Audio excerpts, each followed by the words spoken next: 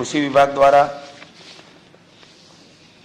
ખાસ કરીને વિકસિત ભારત સંકલ્પ મિશન એમના નીચે ભારત સરકાર દ્વારા પણ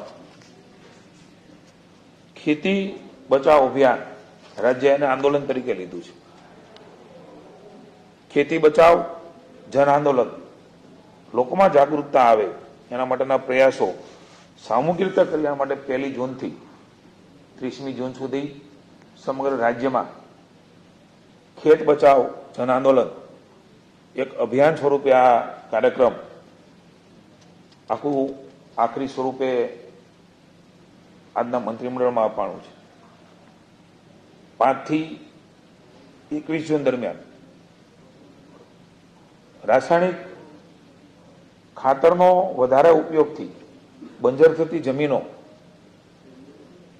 અટકાવી જરૂર પૂરતું સપ્રમાણ રાસાયણિક ખાતરનો ઉપયોગ, જંતુનાશક દવાનો ઉપયોગ, એના માટેનું ખૂબ મોટું અભિયાન જનજાગૃતિનું રાજ્યની સરકાર દ્વારા કરવામાં આવશે.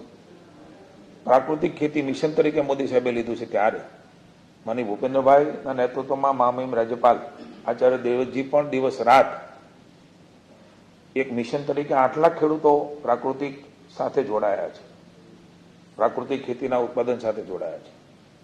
આગામી વર્ષોમાં પણ 5 લાખ જેટલા ખેડૂતો વધારે જોડાયાના માટેના પ્રયાસો થશે. આત્મનિર્ભરતા આપણી એ પણ વધશે. અન્ય દેશ ઉપર નિર્ભર ન રહેવું પડે અને આપણું હુંડિયામણ લાખો કરોડો રૂપિયા એ અન્ય દેશમાં જાય છે અને આપણી જમીન પણ ખરાબ થઈ રહી છે, ઉત્પાદન પણ ઘટતું થાય છે, આરોગ્યની પણ પ્રશ્નો ઉભા થયા છે. ત્યારે જનતામાં અવેરનેસ આવે એ પ્રકારના કાર્યક્રમો, આખી વિગતો કાર્યક્રમ અમે આપી દઈશું.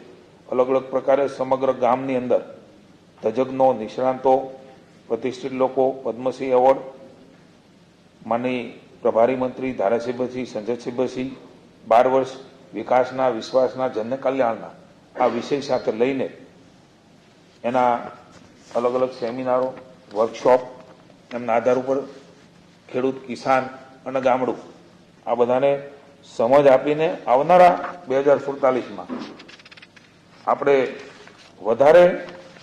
વધારે પ્રાકૃતિક ખેતી તરફ વળવાનો પણ કાર્યક્રમનું આયોજન આખા કાર્યક્રમમાં છે. એની ડિટેલ આપણે અમે આપી દઈશું.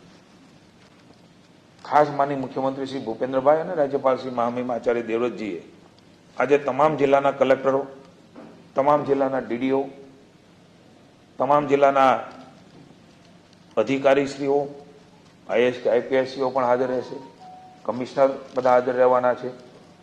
માત્ર પ્રાકૃતિક ખેતી અને ખેતી બચાવ અભિયાન આ સંદર્ભે 4 વાગે સીએમ હાઉસથી વિડીયો કોન્ફરન્સથી એમના માધ્યમથી માનનીય મુખ્યમંત્રી શ્રી ભૂપેન્દ્રભાઈ અને મહામહિમ રાજ્યપાલ શ્રી ત્યાં સમગ્ર કાર્યક્રમ વિશે અને આવનારા સમયમાં પ્રાકૃતિક ખેતી માટે થઈને સમગ્ર તંત્ર સમાજ જીવનને સાથે જોડીને કામ કરે એ દિશામાં પણ એક વીસી આજે રાખવામાં આવી છે.